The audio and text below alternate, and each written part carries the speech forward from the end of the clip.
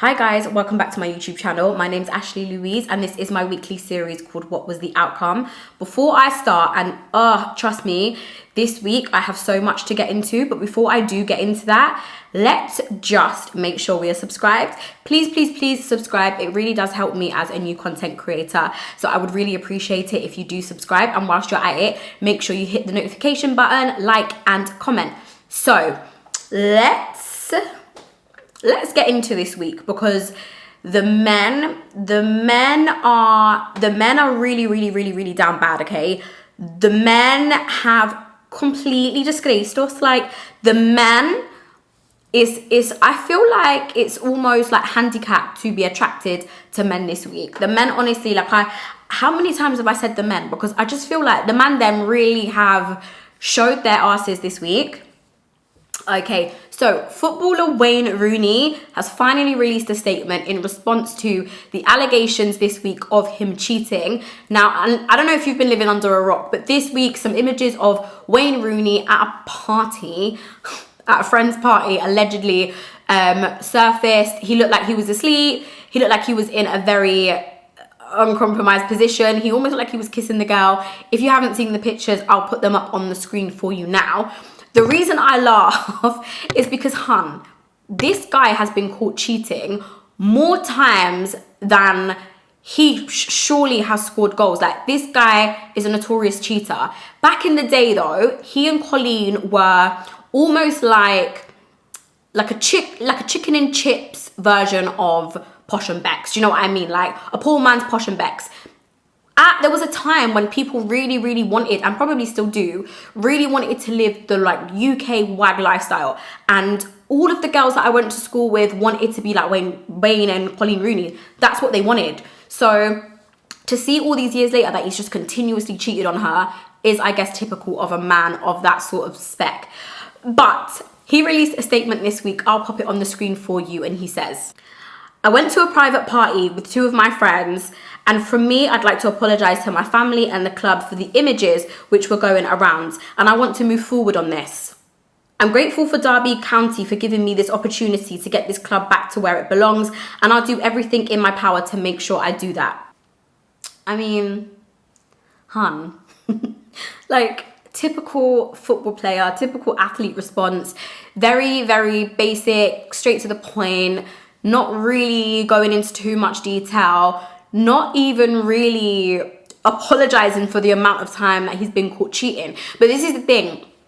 Who does he owe this apology to, us or Colleen? We don't care. We're just here for the dragging. Like, I could care less.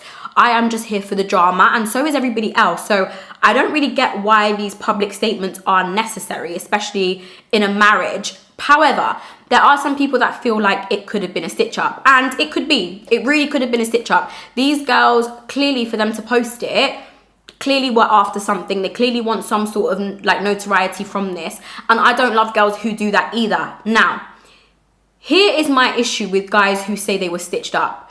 You should never, ever, as a married man or a man that's in a relationship, put yourself in a position for other women to take advantage of you, to stitch you up. I would expect better. He's a grown man and he has been caught cheating before.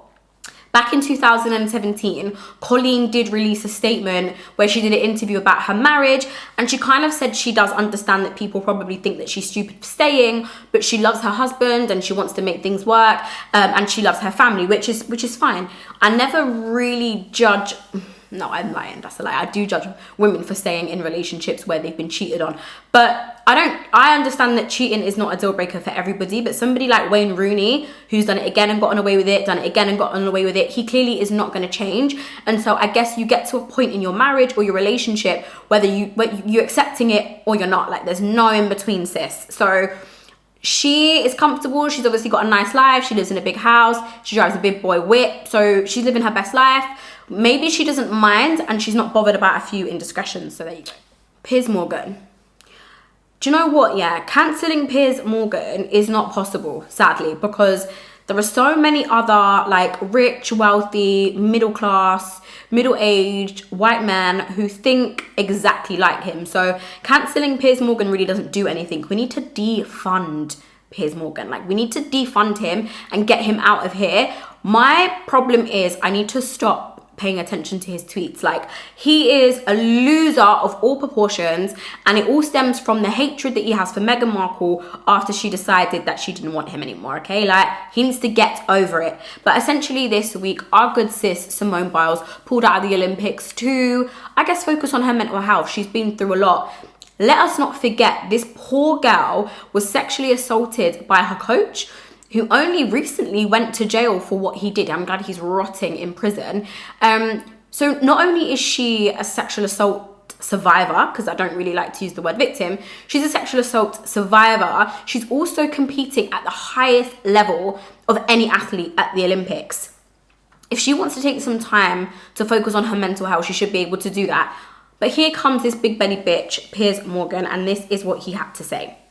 Are mental health issues now the go-to excuse for any poor performance in elite sport? What a joke. Just admit you did badly, made mistakes, and will strive to do better next time. Kids need strong role models, not this nonsense. And I think this is in relation as well to Naomi Osaka pulling out of the French Opening when she pulled out to focus on her mental health. This guy loves to attack, slam, put down, trash any black woman that he can. Like, that is his brand after Meghan Markle, and he is the ultimate big belly bitch for doing so. And we need to absolutely defund Piers Morgan, because when it's white men in sport, homeboy has got nothing to say. He's got all of the vim for black women and women in general. This guy seems to have a problem with. He reminds me, do you know what? He reminds me of that guy. Everyone got one of them guys at school who the girls don't really like him. They're not drawn to him. He doesn't really get picked. He goes to prom with his best friend, who's a girl, but the girl's not feeling him. And he goes his kind of whole school year life, whole college life, whole university life, never really being picked. Then he gets a good job. He starts making good money. And then he starts taking his hatred out on attractive women to get back at the schoolgirls that didn't like him. That is Piers Morgan to a T. He needs to get over Meghan Markle, but he also needs to leave black women alone. Now, very interestingly enough, there is a white man who has just withdrawn today, a few hours ago, from the cricket squad. He is withdrawn from the English cricket squad to focus on his mental health. Now, let's see if Piers Morgan has the same vim for Ben Stokes as he does for Naomi Osaka and our good sis Simone Biles. I can only just wish them the best anyway, and I hope that they focus on their mental health and do what they need to do. And we need to defund Piers Morgan. Like, I'm putting it on the screen. Defund Piers Morgan. Okay, hun? Like, we block him, mute him, defund him. Like, don't give him any attention. Next up on my list of men who just need a good dragging is, of course, DaBaby. Now, you guys have definitely heard about all of DaBaby's comments that he made this week at Rolling Loud's music festival. This loser got on stage and started making crazy comments. I'm not even going to repeat what he said because I don't want to repeat what he said, but he made some horrible disparaging comments against the LGBTQ community and, of course, HIV/AIDS positive people. Now, in my opinion, that definitely deserves him being cancelled, and I'm glad he's being cancelled for that. But he should have been cancelled, in my opinion, a long time ago. And what I feel like we do is we create these monsters who have shown us who they are on multiple occasions, and we laugh and we giggle and we make fun of them on the blogs and we don't do anything about it, and we let them thrive and we let them get to the point where they are. And then they do real harm, right? And that's what I feel like he's done this week. There's been lots of occasions and instances where I feel like DaBaby should have been out of here. First of all, doing a song with Megan Thee Stallion and then putting Tory Lanez on it. Now, for me, there's so many people who have got views and opinions about what happened with Meg and Tory. My thing is, I really don't need to see that much more information. I would rather be on the right side of history and the right side of this argument and believe the woman. I'm going to believe Meg. Someone shot her. Whether or not you think it was Tory, whether you think it was the bodyguard, whether you think it was Jasper, the Holy Ghost, like, whoever you think it was, she was shot and she says it was Tory, I believe her, because that is usually the side to be on. Women very rarely lie about these things. So I'm going with Meg, right?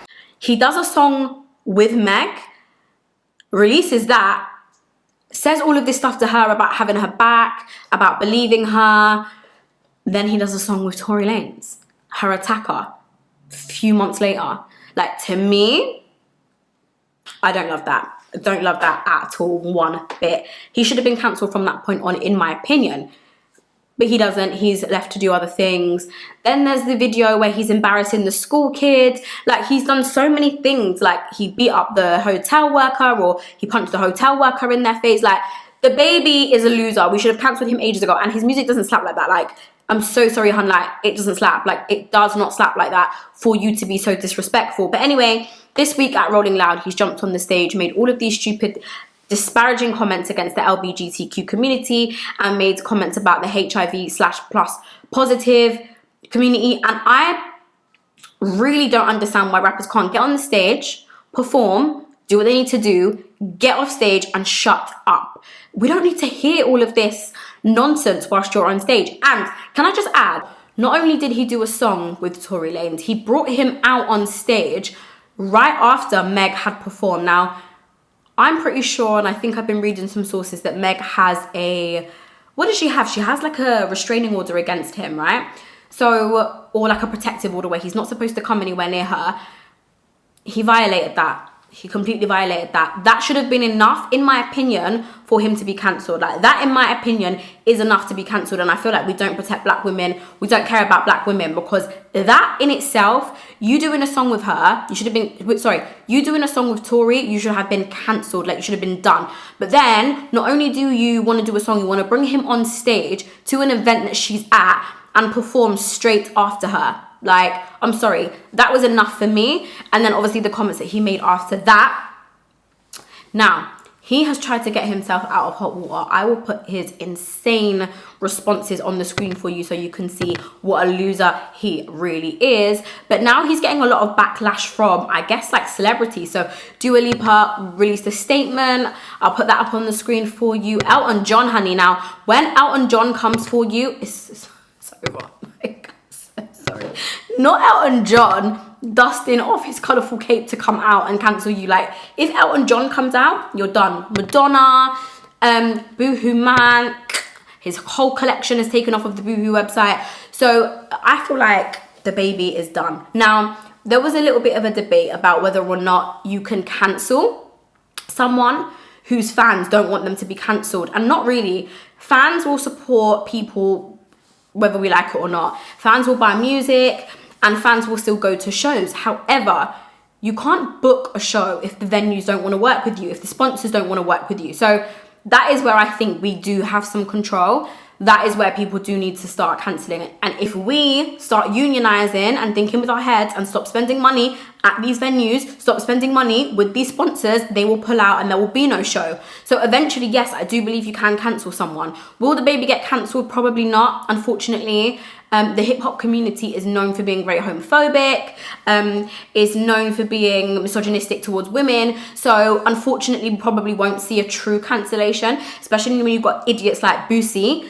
That's another one we need to drag, and T.I. But we will drag those guys another day. But when you've got people like T.I., Boosie sticking up for him, will he get cancelled? And when you've got Chris Brown actually telling you to shut up, you're down bad.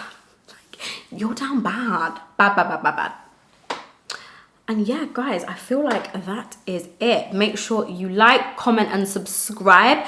And I will be back here with some more tea next week. Take care, guys.